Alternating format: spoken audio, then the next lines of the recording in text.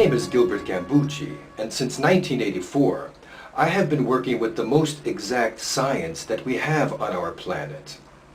We have been bringing solutions to the worst social problems that we had been experiencing. We work from the premise that how can you solve a problem of which you are unaware? That is, how can you solve a problem if you don't know the exact cause, the origin of the problem? And today I'm going to show you what is the origin of this crisis that we are experiencing in the United States and worldwide as a result. I work very closely with the Austrian-Brazilian psychoanalyst, social scientist Norberto Keppe. And you can read more about us and the science of Keppe in my blog, where I've also provided you with links to all aspects of our work. So I propose that, as often as I can, I will bring to you a scientific analysis of the most pressing current event problem that we have. And, even if you have billions and billions of dollars to throw out there, it won't work unless you know what is the exact cause of this crisis. We will analyze this for you today. Today you're going to receive a consciousness that no one has. Okay, you're going to have it today. So in order to accomplish this for you, I've selected some excerpts from Norberto Keppe's television programs. These programs are translated into 8 different languages and are aired in more than 40 different countries worldwide. And the native language of Dr. Keppe is Portuguese. And as I live here in Brazil, where I'm presently speaking to you from, I speak Portuguese, and I've taken the liberty to dub these into English, so that the internet, the international community, so that we can take advantage of the insights that Keppe has for us. Are you ready for this consciousness today? It is new. No one has it. I would like to talk about the beginning of this downfall, because we have been talking about this for a long time now. That when we opened our office in New York, it was a new period that had been inaugurated by Ronald Reagan, where he reinforced speculation, placing the stock exchange in a predominant position in American economy. Instead of continuing to produce machinery, produce agriculture, international commerce, the Americans began to bet more on the stock markets. In Chicago, which is the market dealing with food and livestock, and the stock exchange in New York, which is more the bonds, actions, this type of trading. So Ronald Reagan established a new way of making money because the country was going through economic difficulties and wasn't selling nearly as many machines. Industry wasn't as good as the Japanese industry, nor European industries. In fact, they began to sell less cars than other countries, and the dangers of a debacle in sight related to the sale of materials, such as metals, and the sale of agricultural products, etc. And so they began to manufacture money. So Reagan followed Friedman, the couple, Rose and her husband. In fact, they received a Nobel Prize in Sweden. So they began to eliminate the American industries, commerce, and even agriculture. So the American economy became the worth of the properties they had, like their homes, etc. But this isn't a real economy. This is a market economy, a false economy.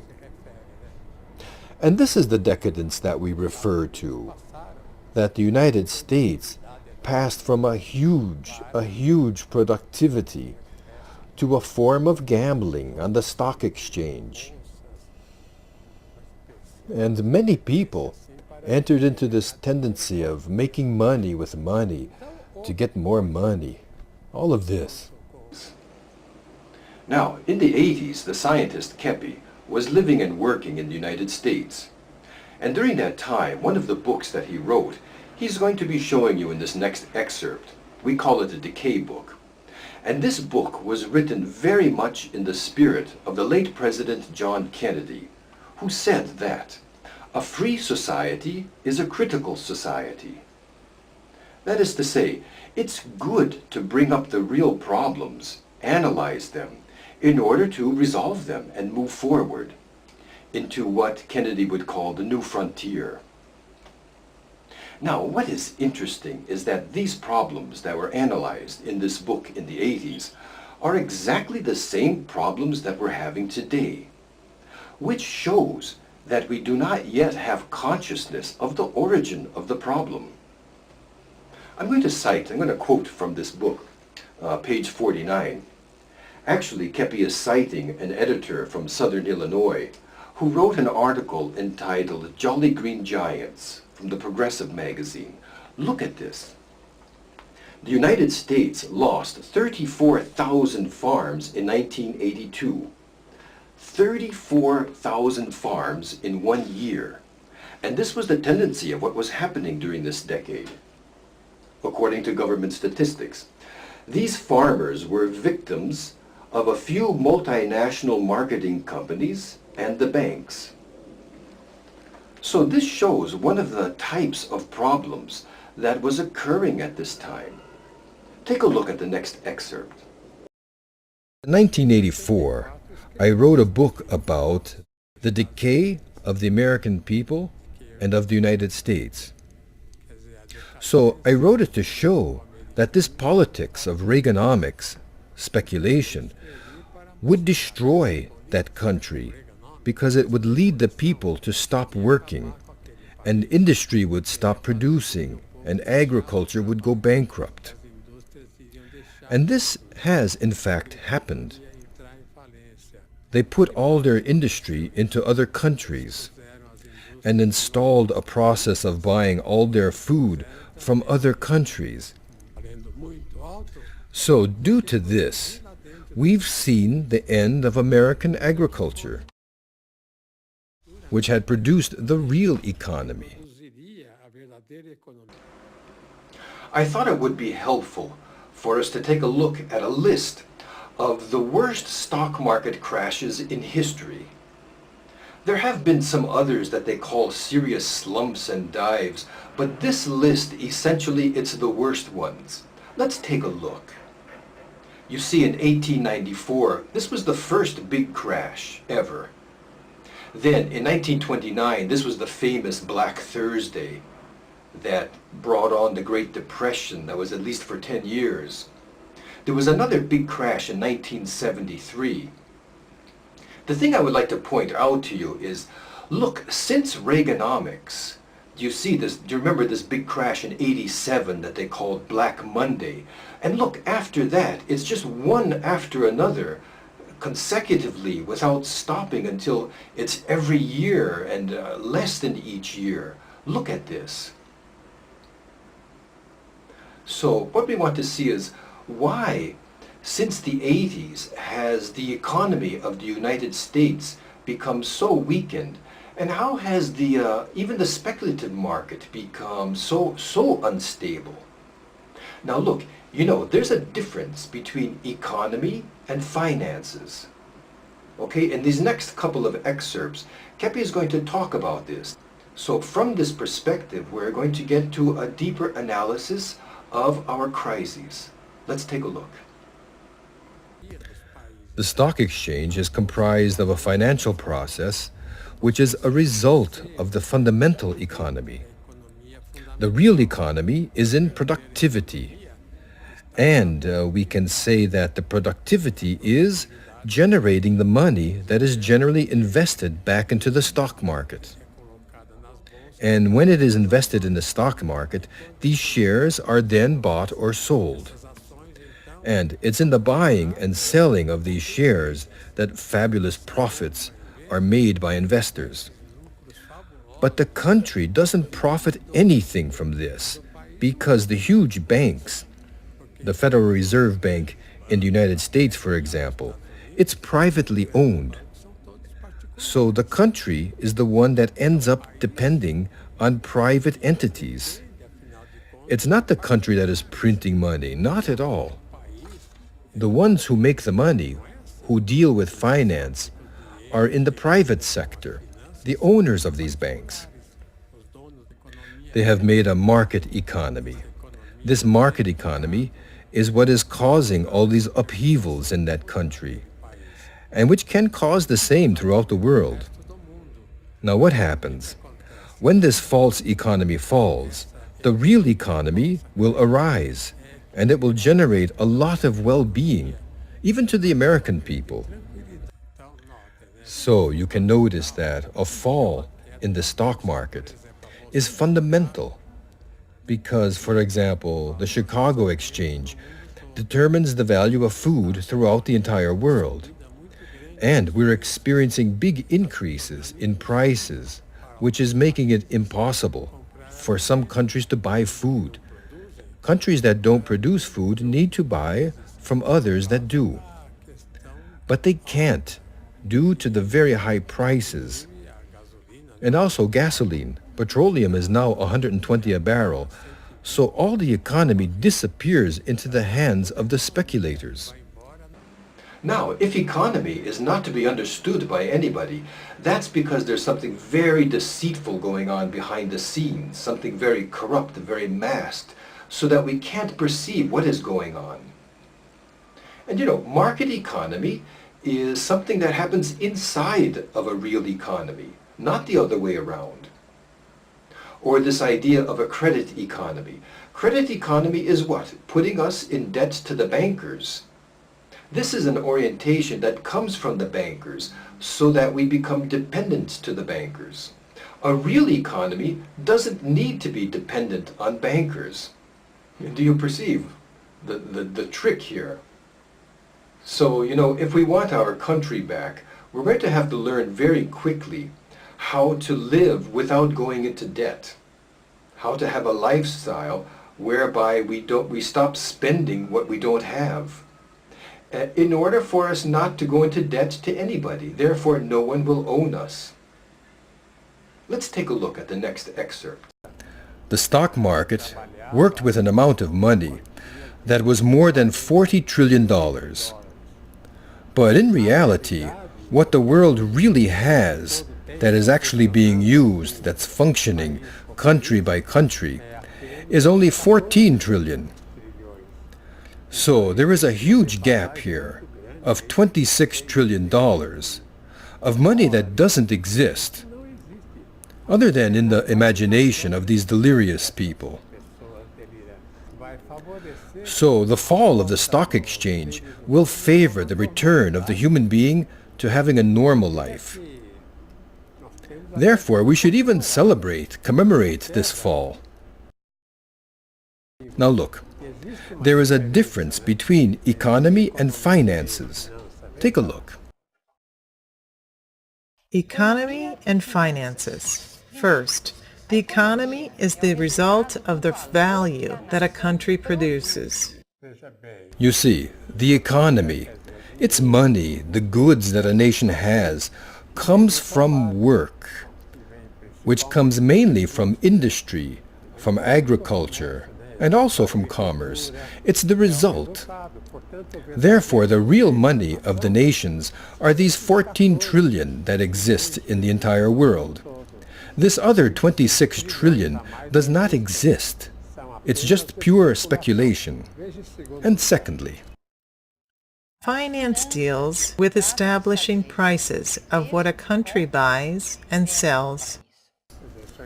that is, if an individual has a stock, an action, that is worth 10, in the stock exchange he can artificially elevate this to 20 or 30. But in reality, it's not worth 20 or 30, it's worth only 10. Therefore, the stock exchange creates an artificiality, and this perturbs people's minds. Even those who don't play the stock exchange get upset with what's happening. Look now in third place.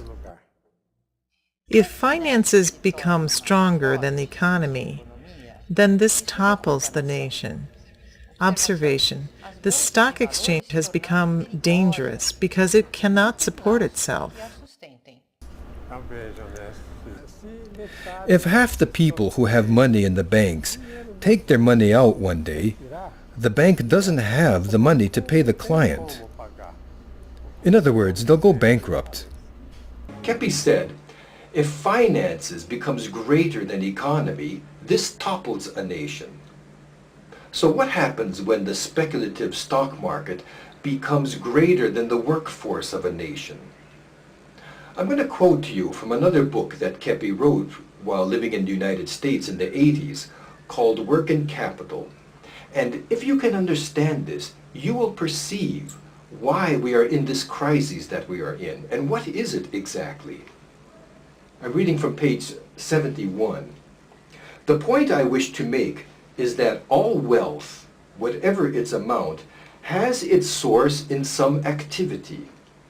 Thus, if the level of speculation increases greatly, simultaneously, those at the other end of the process, the workers, become poorer.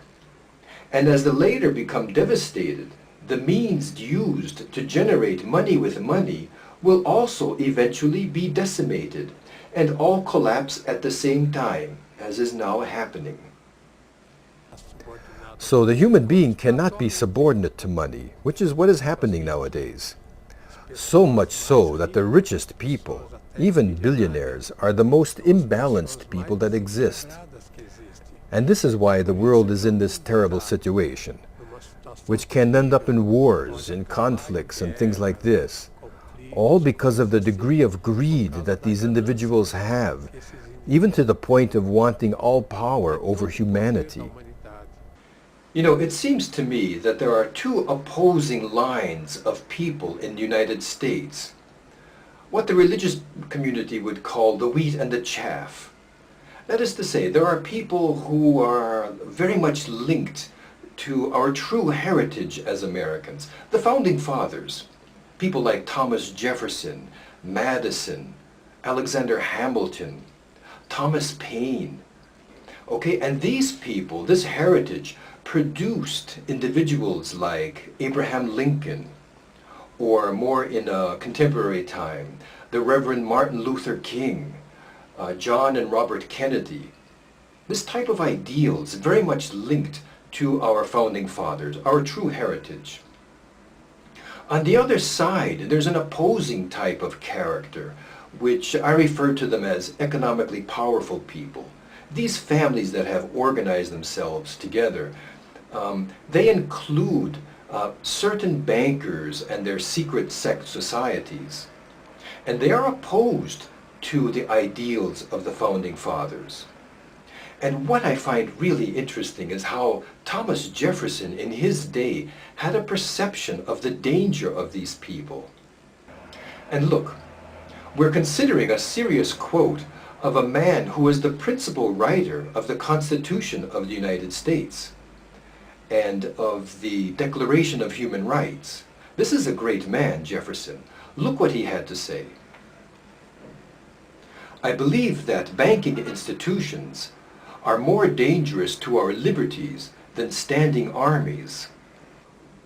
This is fascinating how Jefferson had consciousness of this problem, and considering that the United States Federal Reserve Bank is privately owned, take a look at this quote of Jefferson. This is more serious. If the American people allow private banks to control the issuance of their currency, first by inflation and then by deflation, the banks and corporations that will grow up around them will deprive the people of all their property until their children wake up homeless on the continent their fathers conquered.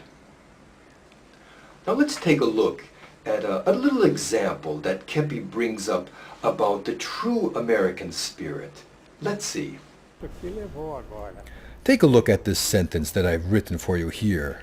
Work, per se, is divine. All work, especially work that is done with dedication, is linked to the divine being and is linked to the core essence of the human being, which is good. One of the reasons why the United States took up the leadership in the world and really became the most developed country was that there, in general, every home, for example, has a workshop in the basement where they do things, build furniture, work with mechanics, whatever. These people like to dedicate themselves to action. So this issue of action is fundamental. In fact, it's fundamental for the human being to develop his own mind. So what is our solution? We've had in the past as our heritage a very pragmatic way, a very practical way of accomplishing things, coupled together with a very beautiful altruistic philosophy of life, that is, of working in benefit of others, of the society. Not this egoistic, parasitical attitude of taking from society everything that you can, me, everything for me. But this other way of seeing it, that if you contribute to society, then you benefit as a result. Kennedy put it this way, a very interesting way to see it. He said, look, I'm not trying to give people a bigger piece of the pie. I'm trying to make the pie bigger. Do you perceive? The more you contribute to society, the better the society is, the better for everybody, each one of us. So, we can see our solution as being twofold. One, we have to re-immerse ourselves in good action. This spirit of trying to do the best that you can in your work in benefit of others. And secondly, don't spend what you don't have. Don't go into debt to anybody so that the bankers no longer own our country. You know, force yourself into a lifestyle whereby you spend only what you earn. And in this way, this will help to bring back working well, because those who work well earn well. Now, in this next excerpt, look at this very original idea, the benefits of the demise of the stock market speculation. Now look, when we refer to the stock market, we don't mean the whole thing. We're talking about this $26 trillion that doesn't exist, this making money with money that is perturbing everything. This has to fall, this has to finish, this part. Okay, look at this idea. So now, looking at the issue of speculation, Benefits that arise with the fall in speculation. The fall of the stock exchange and banks and of speculation is what will save the United States. exactly, this can save the United States if they notice the fact that the economy is not dependent on the stock market. Take a look now. This fall in the stock exchange and banks will permit the human being to go back to work again. And then, Civilization will have an incredible development and reach Perusia. Perusia is the period mentioned in the Apocalypse when the world will have 1,000 years of incredible progress and development.